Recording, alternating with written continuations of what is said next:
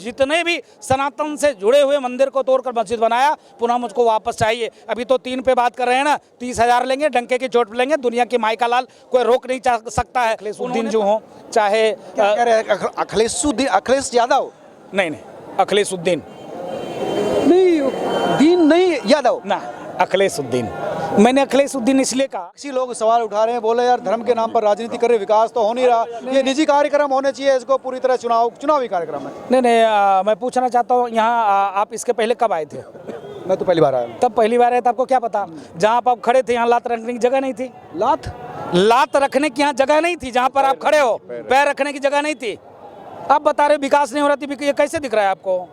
यहाँ खड़े होकर इतना खूबसूरत चारों तरफ आपको दिख रहा है, बिना विकास का दिख रहा है क्या? विपक्षी ने 1 रुपया लगाया क्या? ये विपक्षी ने कराया क्या? विपक्षी तो राम जी को टेंट रखा, विपक्षी तो राम को काल्पनिक कहा, विपक्षी तो ये कहा सनातन मतलब corona, dengue, malaria, typhoid, Hindu मतलब चोर नीच। ये विपक्षी है क्या?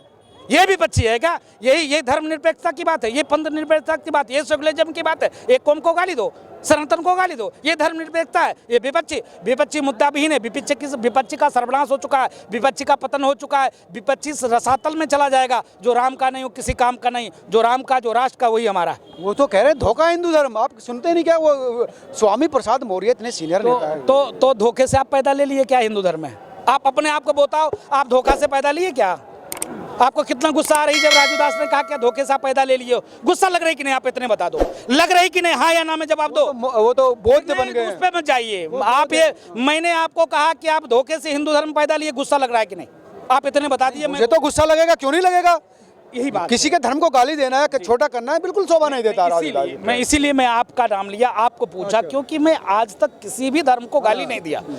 कौन आपको अधिकार दिया किसी भी संस्कृति को गाली दो, किसी भी धर्म को? राजू दास साधु हैं, आज तक कोई वीडियो ऑडियो है इस्लाम को गाली देते हुए, ईसाई को गाली देते हुए? तो स्वामी प्रसाद मौर्य कौन होता है सनातन के बारे में बोलने का? जब मेरा आस्था ही नहीं है सनातन में तो मैं बोलूं क्यों? ये सबसे महत्वपूर्ण सवाल है। नहीं, मैं पूछता हूँ डंके छोड़, अगर दम है, अगर स्वामी प्रसाद मौर्य के अंदर दम है, अगर वो ओरिजिनल माई बाप का पैदा लिया है, मैं पूर्ण करता हूँ, अगर वो अपने बाप का पैदाइश है तो इस्लाम के कुरीति के बारे में बोल के दिखा दे, जैसे रोज सनातन के बारे में बोलता है। अगर ओरिजिनल वो बाप का बेटा है, मैं आपके चैनल के माध्यम से उनसे सवाल पूछता हूँ, अगर वाकई में अपने बाप का बेटा है, पड़ोसी का बेटा है तो नहीं पूछना। स्टालिन जैसे लोग अपने बयान पर कायम है। स्टालिन का डेंगू, मलेरिया, और आपने इस पर स्टैंड भी लिया था। नहीं, स्टालिन जैसे लोग, सनातन ये सिखाता सर्वे भवन्तु सुखिनः सर्वे सन्तु निरामय, विश्व बंधुत्व के साथ, वसुधैव कुटुम्बकम के साथ कार्य और काम करना। सनातन ये नहीं सिखाता किसी को नीच दिखाना, किसी को अपशब्द का प्रयोग करना। सनातन तो ये सिखाता सर्वे भवन्तु, हमारे सब हैं, सब राम के वंशज है, चाहे ईसाई को मानने वाले हो। और हल्का पीछे होगे, दबाओगे पीछे से, मेरे ऊपर ही चढ़े रहोगे। जो सनातन का मतलब होता है कि सर्वे भवन्तु सुखिनः, सबको लेकर चलना, सनातन ने सिखाया है। चाहे इस्लाम के मानने वाले हों, चाहे वो ईसाई के मानने वाले हों। 3 पीढ़ी, 4 पीढ़ी, 5 पीढ़ी पहले सनातन धर्म से ही उनका जन्म हुआ है। उन लोगों ने तलवार के बल पर सलवार पहन लिया, एक लोगों ने लालच के बल पर ईसाई बन गए, लेकिन उनके पूर्वज हिंदू थे। अपना DNA चेक करा लें। मुझको लगता है सनातन इसीलिए कहता है सर्वे भवन्तु सुखिनः सर्वे सन्तु निरामय, विश्व बंधुत्व के साथ कार्य और काम करते हैं। इसके नाते निवेदन करता हूँ, चाहे स्टालिन हो, चाहे स्वामी प्रसाद मौर्य हो, चाहे बिहार के शिक्षा मंत्री हो, चाहे समाजवादी पार्टी के नेता माननीय अखिलेशुद्दीन जो हों, चाहे क्या कह रहे हैं अखिलेश यादव? नहीं, अखिलेशुद्दीन नहीं यादव ना, अखिलेशुद्दीन। मैंने अखिलेशुद्दीन इसलिए कहा कि इन्होंने कहा था बाबरी मस्जिद बनना चाहिए।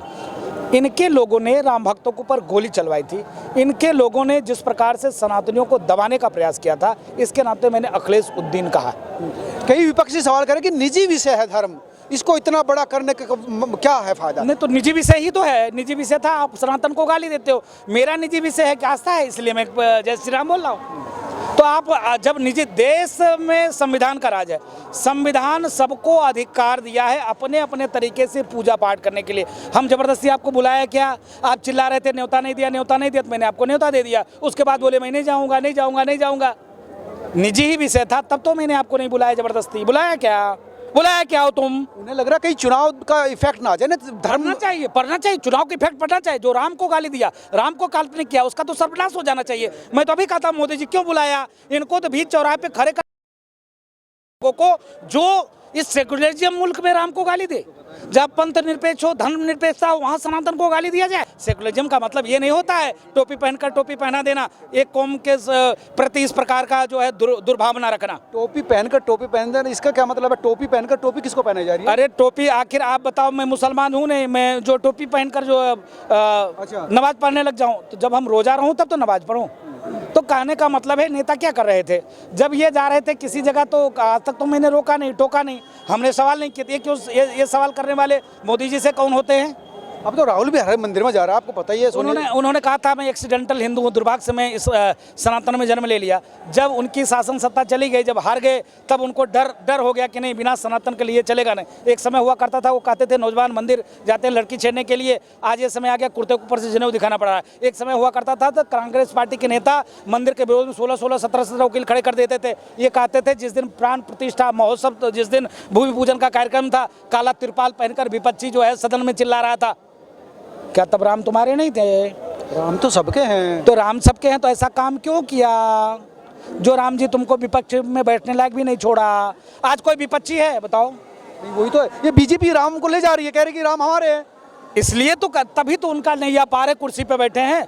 वो भी आज कह दे कृष्ण हमारे हैं, कृष्ण जन्मभूमि चले जाएं, उनके हो जाएंगे। विपक्ष यही तो कह रहा कि राम जन्मभूमि, कृष्ण जन्मभूमि, काशी पर काम हो रहा कि फिर तो हर मस्जिद के नीचे राम निकल आएंगे। हैं निकल के आएंगे। फिर क्या बात है?